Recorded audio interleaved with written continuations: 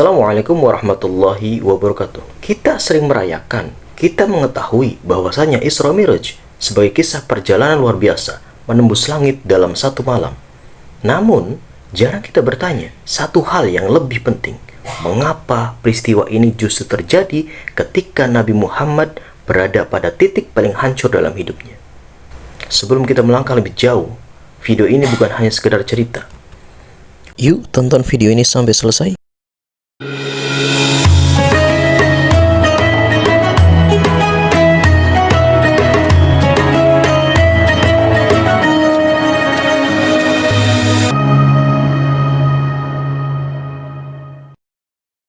Sejarah mencatat, pada tahun ke-10 kenabian sebagai Amul Huzni atau tahun kesedihan, bukan tanpa alasan, dalam waktu yang hampir bersamaan, Rasulullah SAW kehilangan dua penopang terkuat dalam dakwahnya.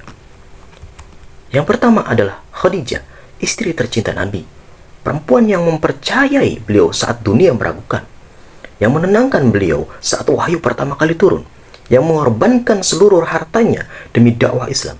Ketika Khadijah wafat, rumah yang dulu penuh dengan cahaya berubah menjadi sunyi. Bukan sekedar kehilangan istri, namun kehilangan sandaran jiwa.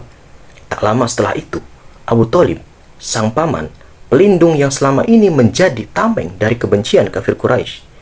Tanpa Abu Thalib, Nabi tak lagi memiliki perlindungan sosial di Mekah. Beliau menjadi target terbuka, seperti halnya anak ayam yang kehilangan induknya di tengah kumpulan serigala. Padahal, sebelum itu, penderitaan telah berlangsung lama. Selama 3 tahun, Nabi dan kaum muslimin diboikot, dikurung di celah bukit yang sempit. Pasokan makanan diputus, perdagangan dilarang, bantuan dihalangi. Sejarah mencatat, Rasulullah SAW pernah mengikat perutnya dengan batu untuk menahan lapar. Dalam hal ini, tangisan bayi-bayi Bani Hashim terdengar di malam hari. Tangisan lapar, tangisan tak berdaya. Sebuah penderitaan yang tak banyak diceritakan, namun sangat menyakitkan. Beliau dihina oleh tetangganya, dilempari oleh kerabat sendiri, namun dakwah itu tidak pernah berhenti. Saat Makkah terasa mencekik, Rasulullah SAW berjalan kaki menuju Thaif. Tanpa pengawalan, tanpa kepastian, beliau berharap mungkin di sana ada hati yang mau menerima, mungkin di sana ada tempat untuk berlindung. Namun apa yang terjadi? Harapan itu kembali runtuh. Para pemimpin-pemimpin Thaif menolak dengan kasar. Mereka menyuruh anak-anak kecil dan budak melempari Nabi dengan batu. Sepanjang jalan, sejauh hampir 3 mil, tubuh mulia beliau dihujani lemparan batu. Darah mengalir, membasahi kaki, membasahi sandal. Beliau berjalan tertatih-tatih dalam luka. Ditolak di tanah kelahiran, diusir di tanah rantau. Hati siapa yang tidak akan remuk? Di bawah sebuah pohon, dengan tubuh yang sakit dan jiwa yang hancur, Rasulullah SAW mengangkat tangannya dan berdoa, "Ya Allah, kepadamu aku mengadukan kelemahanku, kekuranganku, dan kehinaanku di hadapan manusia. Jika engkau tidak murka kepadaku, aku tidak peduli dengan semua ini." Doa itu bukan sebuah keluhan, itu adalah puncak kepasrahan.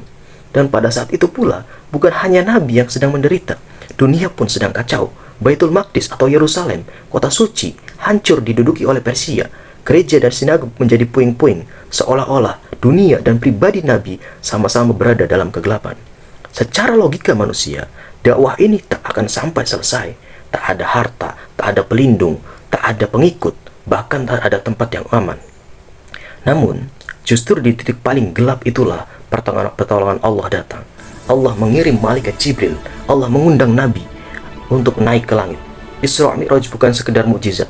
Ia adalah tasliyah atau penghiburan dari Tuhan kepada hambanya yang sedang terluka. Allah seakan berkata, jika bumi menolakmu, langit terbuka untukmu. Dari perjalanan agung itu, Rasulullah SAW membawa satu hadiah utama bagi umatnya, yaitu sholat. Mengapa harus sholat? Karena sholat adalah cara umat Nabi Muhammad melakukan mi'raj mereka sendiri. Saat kita sedang hancur, sholat adalah jalan untuk menghadap Allah. Saat dunia terasa kejam, sajadah menjadi tempat paling aman untuk mengadu. Salat bukan sekedar kewajiban. Ia adalah pelukan paling hangat dari Allah yang bisa kita rasakan 5 kali sehari tanpa perantara, tanpa jarak. Isra Mi'raj mengajarkan satu pelajaran hidup yang sangat dalam. Allah tidak pernah meninggalkan hambanya, terutama saat berada di titik rendah.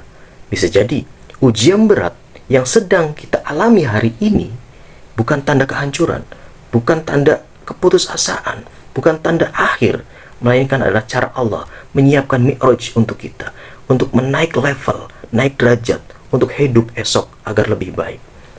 Karena seringkali jalan menuju langit dimulai dari luka yang paling dalam. Mungkin apa yang bisa saya sampaikan menjadi obat hati bagi kita semua yang sedang terluka. Mi'raj ini, Isra Mi'raj ini bukan hanya sebatas sebuah peristiwa mukjizat, tapi adalah cara Tuhan menyayangi umat Nabi Muhammad, yaitu dengan memberikan sebuah hadiah, sebuah komunikasi dengan Tuhan, yaitu sholat. Terima kasih.